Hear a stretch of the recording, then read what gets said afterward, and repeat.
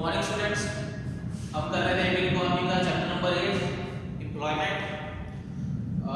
आज की वीडियो में हम अगला चैप्टर स्टार्ट करते हैं। इसका लास्ट क्लास में हमने करा था कि वर्क फोर्स क्या होती है, लेबर फोर्स क्या होती है, वर्कर्स किसे कहते हैं, कितने तरह के वर्कर्स होते हैं। इसके बाद आज शुरू करेंगे size of work force in India, नया कॉन्सेप्ट जो है। अब देखो ये तो size of work force in India है,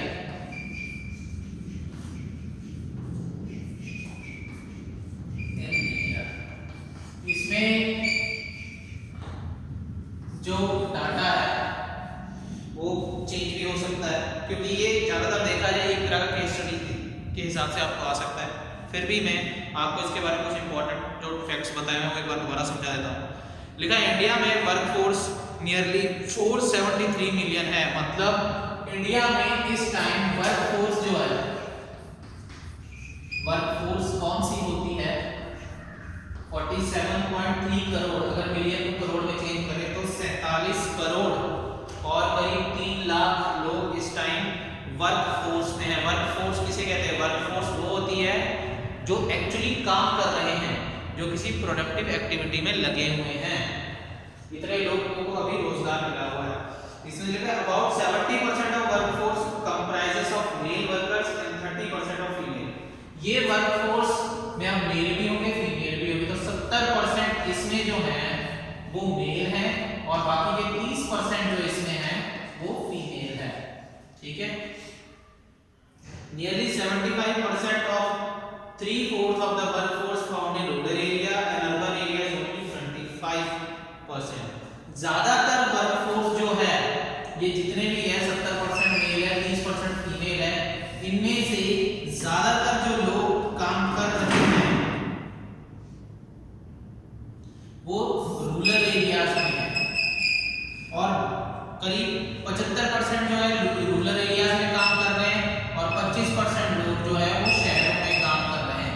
मतलब अभी भी रूरल एरियाज में ज्यादा वर्क फोर्स हमारी लगी हुई है, देश के लोगों को ज्यादा रोजगार मिल रहा है। क्यों 75% है? क्योंकि ज्यादातर आबादी जो अपनी है वो एग्रीकल्चर पे बेस है और एग्रीकल्चर जो है रूरल एरियाज में ही होता है, तो इसीलिए 75% लोग करीब रूरल एरियाज में ही काम कर रहे हैं।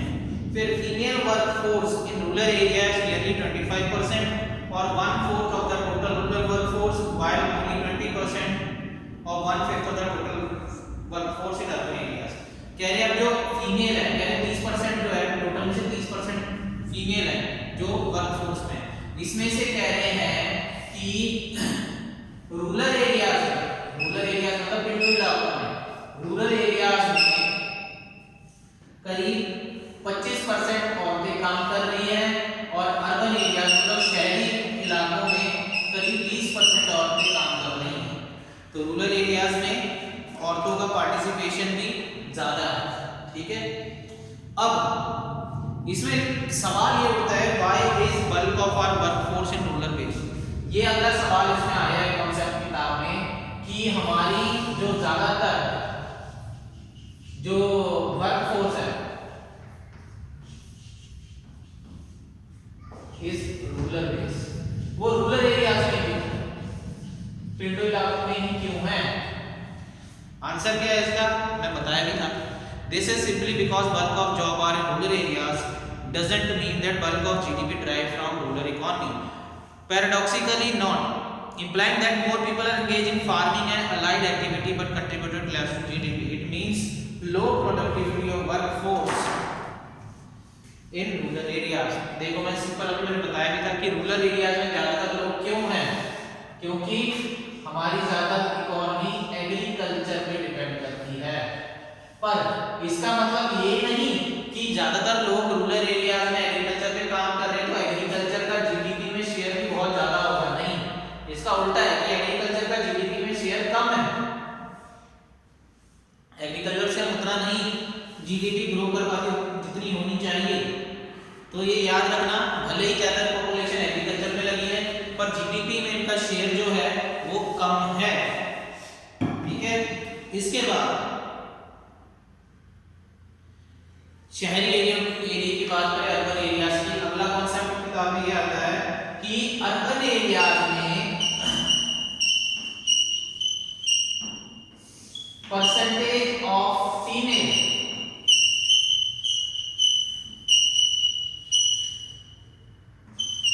लेस क्यों है? परसेंटेज ऑफ फीमेल लेस क्यों है अर्बन एरियाज में? देखो लिखा है it is because the following reason female education India still far cry implying low opportunity for job. आज भी देश में कहीं ना कहीं फीमेल एजुकेशन कई इलाकों में जो है वो इतनी अच्छी नहीं है, जिस वजह से शहरों में नौकरियां नहीं मिल पाती ज़्यादातर फीमेल्स को। अगला पॉइंट लिखा है among most families in urban areas job worker and woman is still governed bye family decision. अगला वही जो हमारा ट्रेडिशन चलता आ रहा है, औरतों को घर संभालना चाहिए। तो शहरों में ज़्यादातर सारे के सारे फैमिली जॉब वर्किंग होते हैं, जितने भी मेल होते हैं, तो लेडीज़ को यही कहा जाता है कि फैमिली संभाले, घर पे रहे। तो फैमिली डिसीजन की वजह से कई जॉब नहीं कर पाती अर्बन एरियाज में। आगे higher employment among women in rural areas owning to wide spread in rural poverty. Female worker in rural areas are largely engaged in low paid and less productive jobs just to add to their family income. Many of them are given wage in term of grain during the harvesting season, the season when find most job. अब अगला point हमने क्या बताया कि अगला यही बताया कि ज़्यादातर जो लेडीज़ हैं वो लो पेड जॉब पे मतलब यहाँ पे उनको हाई पेड जॉब नहीं मिल रही। अर्बन एरियाज में इतनी हाई पेड जॉब है ही नहीं। ज़्यादातर औरतें जो रूरल एरियाज में ही काम कर रही हैं, जहाँ पे लो पेड जॉब्स हैं, मतलब उनको इतनी अच्छी पेमेंट नहीं मिलती। तो तीन कारण हो गए। पहला कारण ये हो सकता है, पहला कारण ये है कि एजुकेशन प्रॉपर नहीं है, एजुकेशन जो है अप टू लेवल नहीं है, इस वजह से अर्बन एरियाज में काम नहीं कर पा रहे। दूसरा ये आ गया कि फैमिली डिसीजंस की वजह से भी काम नहीं कर पाते। तीसरा ये भी आ गया कि लेस पेड जॉब है, नौकरियां इतनी अच्छी नहीं है जहाँ पे सैलरी मिल पाए अर्बन एरियाज में। ठीक है, फिर आता है अगला concept rate of participation in urban areas. Rate of participation,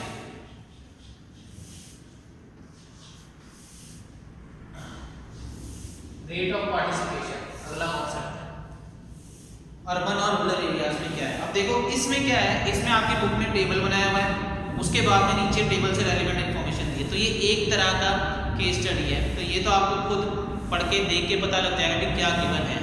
इसमें जो चीज़ मैं आपको समझाऊंगा वो बताऊंगा कि इसके बारे में कंक्लूजन क्या निकलता है जो टेबल बनाया है। पहला लिखा है हाई डिपेंडेंसी रेशियो। फर्स्ट लिखा है based on the fact can drawn on the following conclusion. पहला है हाई डिपेंडेंसी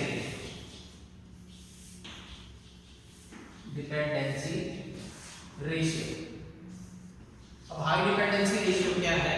लिखा है ओवरऑल जितना भी पार्टिसिपेशन है कंट्री का वो ज्यादा हाई नहीं है, क्योंकि ज्यादातर लोग जो है प्रोडक्टिव एक्टिविटीज में लगे नहीं हुए। Point of high dependency ratio in the country कि जितनी वर्कफोर्स हमारे पास, जितनी सप्लाई ऑफ लेबर है, सभी के सभी काम नहीं कर रहे, तो कम लोग जो है वर्क करते हैं। ज़्यादातर यहाँ पे डिपेंडेंसी ज़्यादा है, बाकी के जो है फैमिली मेंबर्स एक या दो जन जो काम कर रहे हैं उन पर डिपेंड करते हैं। दूसरा high rate of participation but low level of productivity in rural areas. ये दूसरा पॉइंट वही है, हाई पार्टिसिपेशन बट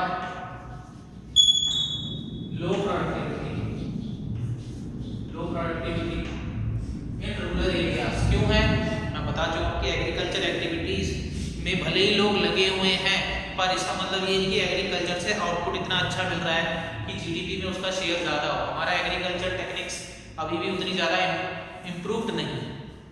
अगला आ गया high rate of participation for women in rural areas. मतलब ये high participation of women in rural areas. Rural areas मतलब पिंडो इलाके, विलेजेस। इन एरियाज में high rate of participation women's की है, वैसे है क्योंकि ज़्यादातर एग्रीकल्चर एक्टिविटीज में औरतें काम करती हैं, और जो लोगों के साथ। पंजाब की बात अगर ना करें, हम कुछ स्टेट्स की बात ना करें, तो कई ज़्यादा स्टेट्स में लेडीज़ जो हैं वो एग्रीकल्चर एक्टिविटीज़ में काम करती हैं। अब रूरल एरियाज में बताया, out of every 100 woman 18 woman participating in employment, while urban areas में बस 100 में से 14 औरतें अर्बन एरियाज में जो काम करती है, और रूरल एरियाज में ज़्यादा करती है, 100 में से 18 औरतें। अब क्यों करती है कि रूरल एरियाज में ऑब्वियसली गरीबी है, इस वजह से मजबूर होके काम करना पड़ता है, एजुकेशन छोड़नी पड़ती है, ठीक है। और अगला है employment is a priority, woman tend to seek employment at early age. अपनी पढ़ाई को ज़्यादा प्रायोरिटी ना देके कईयों को अर्ली एजेस में, जब उनको ज़्यादा अपनी स्टडी पे फोकस करना चाहिए, उनको काम पे लग जाते हैं, एग्रीकल्चर एक्टिविटीज़ में लग जाते हैं because of the family reasons. तो ये सारे के सारे कारण हैं कि अर्बन एरियाज में वर्किंग लेडीज जो है, फीमेल्स जो है, वो ज़्यादा है as compare to rural areas. इसके बाद अगला कॉन्सेप्ट है आपके distribution of workforce by region and gender. ये जो है कॉन्सेप्ट, ये आपके बुक में डायग्राम बने हुए हैं, उनसे रेलिवेंट लिखा हुआ है। This is a kind of case study जो आपको खुद ही देख के करनी है, ठीक है। इसके बाद अगला आता है ऑक्यूपेशनल स्ट्रक्चर और distribution of workforce by industry. अब इसमें भी यहाँ पे ये सारा का सारा जो दिया है, ये सारा डायग्राम से है, आपको मैं साथ साथ में बता रहा हूँ ताकि आप कंफ्यूज ना हो कि क्या चीज़ करनी क्या नहीं। ये चीज़ें बस एक बार रीड कर लेना कि क्या दिया है, तो आपका आइडिया हो जाएगा कि डायग्राम में क्या बताया है। एग्जाम में ऑब्वियसली वो सेम टू सेम फिगर्स आती नहीं है। ये देखिए, different rural workforce across different sectors, distribution of male female workers across different sectors, ये सारा का सारा ग्राफ है, जो ग्राफ के हिसाब से सारा का सारा दिया गया है। तो ये चीज़ें जो हैं, इनको नहीं भी पढ़ोगे तो कोई बात नहीं, बस आपको अगर केस स्टडी आ जाएगी, आप इसको ग्राफ आपने 10th क्लास में, जूनियर क्लासेस में सीखा है कैसे स्टडी करके लिखना होता है, वो सारा का सारा वही है ऐसे, ठीक है। इसके बाद अगला जो कॉन्सेप्ट है, जॉबलेस ग्रोथ क्या होता है। जॉबलेस ग्रोथ क्या होता है ये मैं आपको समझाता हूँ। What is jobless growth? Jobless growth क्या है? एक तो इकोनॉमी ग्रो कर रही है पर नौकरियां नहीं है। इसमें देखो पहले इकोनॉमिक ग्रोथ अगर में GDP raises it implies increasing development, कि हम कहते हैं जब जीडीपी बढ़ रही है तो इकोनॉमी हमारी ग्रो कर रही है, पर increasing level of output is achieve by two ways. कह रहे आउटपुट दो तरीके से अचीव किया जा सकता है, पहला थ्रू ग्रेटर एम्प्लॉयमेंट और थ्रू बेटर टेक्नोलॉजी। ये दो तरीकों से, या तो एम्प्लॉयमेंट ज़्यादा करें या टेक्नोलॉजी इंप्रूव करें। अब गरीब देशों की बात करें या अंडर डेवलप कंट्रीज करें, जैसे इंडिया आता है, वहाँ पे क्या है, there is staggering unemployment economic growth because meaningful only when the associate with the greater opportunities of employment, so poverty is combat.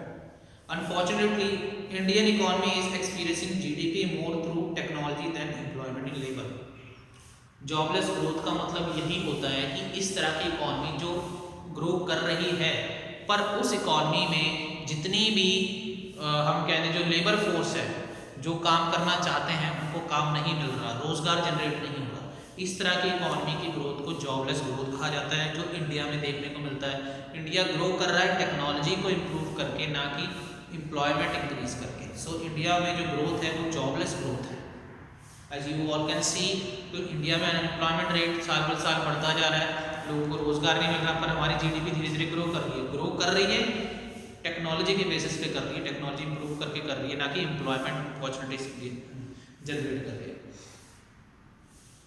अब लिखा है why are we relying more on technology and less on employment. कह रहे हम technology पे depend क्यों करते हैं। अगला कॉन्सेप्ट क्या है कि हम टेक्नोलॉजी पे डिपेंड क्यों कर रहे हैं, क्योंकि जॉबलेस ग्रोथ हमने कहा है कि इंडिया में क्यों हो रही है, टेक्नोलॉजी के बेसिस पे हो रही है। अब हम टेक्नोलॉजी पे इतना डिपेंड क्यों कर रहे हैं,